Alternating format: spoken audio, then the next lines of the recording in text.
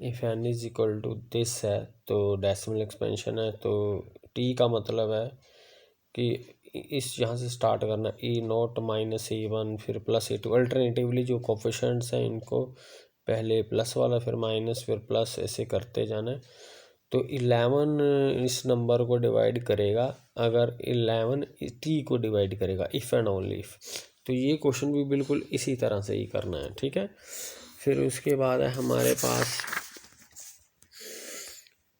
तो इसका मतलब एक इंटीजर डिविजिबल बाय 11 होगा if the alternating sum of its digit is divisible by 11। जैसे ये नंबर है तो ये क्वेश्चन था इनकी डिजिट्स को ऐड कर दो, जैसे ये था इनकी जो डिजिट्स हैं उनको ऐड कर देना है, ठीक है। ये डिजिट्स हैं E0 E1 वाली, अगर इनको ऐड करेंगे तो अगर n इनको डिवाइड कर देगा तो 9 उस नंबर को भी डिवाइड कर देगा, ठीक है, इस नंबर को भी डिवाइड कर देगा। इसी तरह ये 11 वाला ये वाला क्वेश्चन है ये वाला, ठीक है। अगर इसकी डिजिट्स 4 से स्टार्ट करके 4 -2, अगला प्लस नंबर करना है, अगला माइनस, अगला प्लस, अगला माइनस, अगला प्लस। अगर इस तरह अल्टरनेटिंग सीरीज़ को आंसर 11 आ गया, इसको 11 डिवाइड कर गया तो वो इस नंबर को भी 11 डिवाइड कर जाएगा। तो इसमें यही क्वेश्चन था। उसके बाद ये कॉन्ग्रेंस है हमारे पास, ये लीनियर कॉन्ग्रेंस है, ठीक है। इसका सोल्यूशन x0 होगा, अगर इसमें x0 पुट कर देंगे तो ये भी सेटिस्फाई हो जाता है ना। इसको हम ऐसे भी लिख सकते हैं कि n इस डिफरेंस को डिवाइड करता है तो ये n का मल्टीपल हो जाता है, ठीक है। तो इस तरह से सॉल्व करने के बाद ये बन जाएगी प्रॉब्लम। तो ये प्रॉब्लम बन गई हमारी, ये डायफेंटाइन इक्वेशन बन गई, ठीक है। ये डायफेंटाइन इक्वेशन बन गई। तो इसका मतलब है कि जो प्रॉब्लम थी लीनियर कॉन्ग्रेंस वाली, identical with that of obtaining the solutions of this Diophantine equation.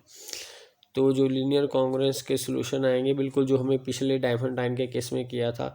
अगर D divides B, D is the GCD of A and होगी, तो अगर वो बी को डिवाइड करेगी, ठीक है, ऐसी जीसीडी जो ए एन की होगी वो बी को डिवाइड करेगी, उस हिसाब से रिजल्ट ले लेना। जो जीसीडी है ए एन की अगर बी को डिवाइड करेगी तो इसका हमें सोल्यूशन मिल जाएगा। तो जो सोल्यूशन जितनी जीसीडी है उतने ही सोल्यूशन मिलेंगे इस केस में, तो वो इनकॉन्ग्रुएंट होगी। इनकॉन्ग्रुएंट का मतलब वो सारे डिस्टिंक्ट होंगे, ठीक है। तो ये क्वेश्चन अपने आप आपने रिवाइज कर लेना, ये हम पहले रीड कर चुके हैं, थोड़ा सा इसमें देख लेना कि वो क्या एक्स्ट्रा है, तो इसको आप रीड कर सकते हैं। अगर नहीं पूछे समझ आएगा तो मेरे से पूछ लेना आप।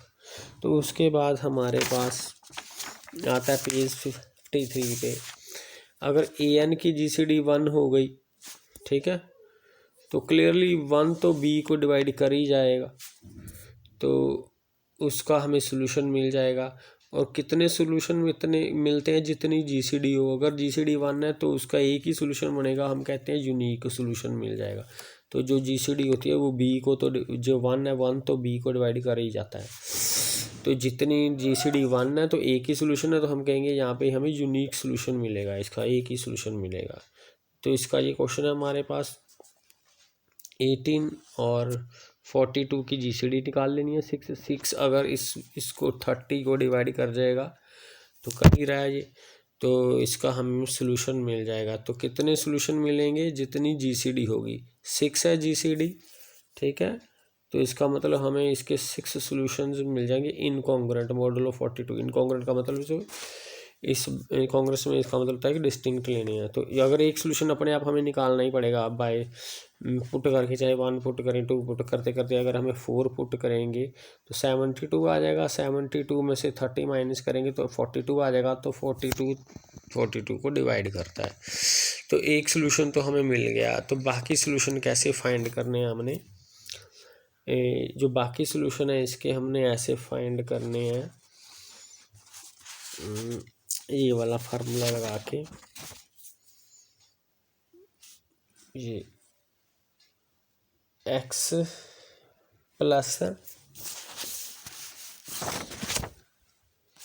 X naught plus n over d t, ठीक है, वाई की वैल्यू आएगी y naught plus a y d t. तो इस तरह से हमने फाइंड करने हैं एक्स नोट प्लस एन कितना हमारे पास 42, डी कितना 6, टी लग जाएगा, वैल्यूज पुट कर दी हमने। तो ये मॉडलो आएगा 42, मॉडलो तो 42 ही रहेगा। तो टी की वैल्यू कितनी भरनी है हमने, क्योंकि 6 सोल्यूशन है तो 0 से लेके 5 तक लेनी है हमने वैल्यूज़, ठीक है। जैसे अगर 7 होता तो 0 से 6 तक जाते, तो ये वैल्यू क्योंकि 6 सोल्यूशन है तो 0 से 5 तक, यहाँ पे 0 पुट करेंगे तो x की वैल्यू 4 आ जाएगी। तब तक कर, अगर ये 42 से छोटा है तो 4 ही लिखना है, अगर बड़ा होता तो हम 42 से डिवाइड कर देते और जो रिमाइंडर होता वो 42 से कम हो जाता, फिर वो लिखते। ये पहले ही छोटा आ गया। अब 1 पुट करेंगे तो ये 11, टी को 11 बने, 11 भी 42 से छोटा है। फिर वही बात, अगर बड़ा होता तो 42 से डिवाइड कर देते, तो फिर रिमाइंडर तो 42 से जब छोटा आएगा तभी लिखना है, फिर वो छोटा नंबर लिखना है जो 42 से होएगा। अब 2 पुट करेंगे तो ऐसे बन जाएगा 18, तो करते करते अगर 5 पुट करेंगे तो ये 39, ये सभी 42 से ऑलरेडी छोटे हैं, तो ये x की वैल्यूज़ ये वाली बन जाएंगी। अगर इनको यहाँ पर पुट करेंगे तो ये जो क्वेश्चन है वो सॉल्व हो जाएगी। अब जैसे ये क्वेश्चन है, इसमें 9 और 30 की GCD क्या है 321 को डिवाइड करेगी, तो ये सॉल्वेबल है। तो कितने सॉल्वेबल हैं, हमें कितने सोल्यूशन मिल जाएंगे इसके, 3 सोल्यूशंस मिल जाएंगे। तो इस तरह से ये 3 सोल्यूशंस हमने इसमें वैल्यूज पुट करके कैलकुलेट कर लेने हैं, ठीक है।